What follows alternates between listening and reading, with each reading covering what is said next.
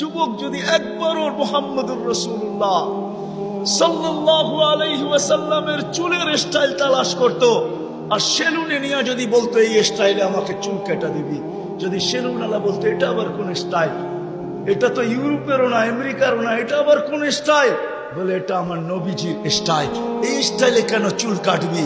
বলে আজকে যদিও দেখা হয় না এই পর্যন্ত, জানি না বাকি জীবন স্বপ্নে দেখবো কি দেখবো না, কিয়ামতের দিন অবশ্যই দেখা হবে। যেদিন দেখা হবে ওই দিন যেন হাত পাতা সুযোগ হয়, ওই দিন যেন বলতে পারি হারিসুম বিল মুমিনিনা রাউফুর রহিম। আপনি তো রাউফ ছিলেন, আপনি তো রহিম ছিলেন, আপনি তো হারিসুম বিল মুমিনিন ছিলেন। আমি জীবনভর কিচ্ছু করতে পারি না, শুধু আপনার স্টাইলে একবার চুল কাটছি, আমাকে কি দিবেন দেন না? আমি তো এটাই কাঁদি যে যুবক যদি জীবনে একবারও নবীর স্টাইলে চুল কাটত, মা বোন যদি জীবনে একবার ফাতেমার স্টাইলে সাজতো, সাজে তো আমার সমাজের মা বোনরা সাজে, বাসর রাতে সবাই সাজে, কেউ পার্লারে সাজে, কেউ গ্রামের মহিলা সাজায়, কেউ কাউকে বান্ধবীরা সাজায়, কাউকে ঘরের মানুষ সাজায়, কেউ নিজে নিজেই সাজে। হয় বাসর রাত্রে সাজটা যদি ফাতেমার মতো হইতো আমার জাতির, সব পার্লারে যদি এই নিয়ম হইতো যে বাসর ঘরের সাজ ফাতেমার সাজে সাজ হবে, কিয়ামতের দিন যেদিন ফাতেমার হাতে ঝান্ডা হবে, তো আমার মা বোনদেরও ছুটা যায় ওইখানে দাঁড়ানোর সুযোগ হইতো। ফাতেমা যদি বলতো তুই কোত্থেকে আসলি ছুটা, তখন বলার সুযোগ হইতো কিছু তো করতে পারি না জীবনে, কিন্তু বাসর রাতের শ্বাসটা তোমার মতো ছিল, আপনার মতোই সাজছিলাম, এই জন্য আজ ছুটা চলে আসছি, জানটা তো আপনার হাতে, ওই সাজের উছিলায় আমাকেও নিয়ে চলেন না। আমার জাতিকে কেমনে বোঝাবো?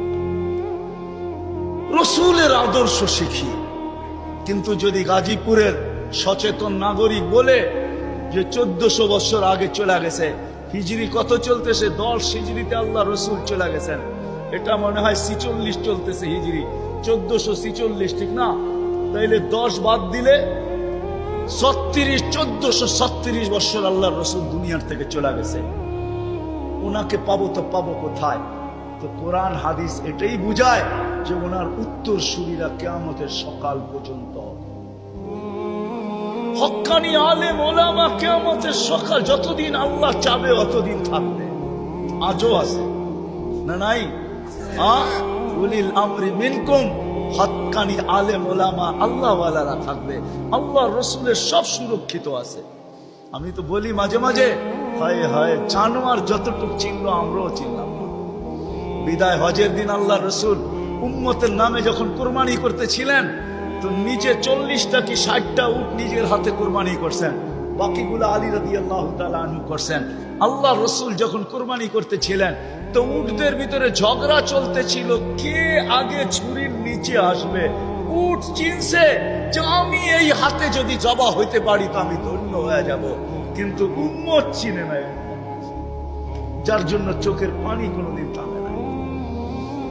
আমার কান্না তো এটাই, যার জন্য চোখের পানি কোনোদিন থামে নাই।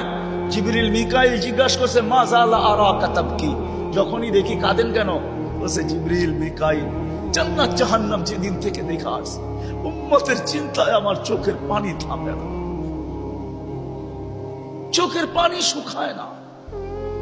দুনিয়ার থেকে যেই মুহূর্তে বিদায় নিতেছেন, 9 ফ্যামিলি ক্ষুধার্ত, হাসান হোসাইন ক্ষুধার্ত, আলী ফাতেমা ক্ষুধার্ত, নিজে ক্ষুধার্ত, কয়েক বেলার ক্ষুধা। নাইলে আম্মা জান এই কথা বলতেন না যে খিদার তাড়না এতটুকু ছিল, ঘরে যদি বাতি জ্বালানোর তেল থাকতো তাহলে খিদা নিবারণের জন্য পান করে নিতাম। আম্মা জান আয়েশা রাদিয়াল্লাহু তাআলা আনহা বলেন ক্ষুধার্ত কতটুকু ছিলেন। কিন্তু এটার জন্য কান্না না, আমার পরে 9 ফ্যামিলির কি হবে, আমার পরে হাসান হুসাইনের কি হবে। জানেন হাসান জবা হবে, জানেন হুসাইন জবা হবে কারবালায়, জানেন হাসানকে বিষ দিয়া দুনিয়ার থেকে বিদায় করে দেওয়া হবে, এই জন্য কাঁদতে ছিলেন না। জিবরিল জিজ্ঞাসা করছে আপনি কাঁদেন কেন? আতাবকি ওয়া আনতা ইলা রফিকিল আলা, তো বলতেছে জিবরিল জিবরিল জিবরিল মালাকুল মউত অপেক্ষায় আছে, অনুমতি অপেক্ষায় আছে বুকে হাত রাখার জন্য, কিন্তু এক প্রশ্ন এখনো চোখে পানি। বলছে সেটা কি? বলে ফামান লিবাদি লি উম্মতি, আমার পরে আমার উম্মতকে বুকে জড়ায়া কে রাখবে, পাহারাদারি কে করবে, আমার উম্মতকে উম্মতকে কে দেখা রাখবে, চোখে চোখে কে রাখবে? আল্লাহ জবাব পাঠাইছেন, লা আতরুকু উম্মাতাকা ফারদা, আপনার উম্মতকে আমি একা ছাড়বো না, আমি দেখা রাখবো, আমি দেখা রাখবো।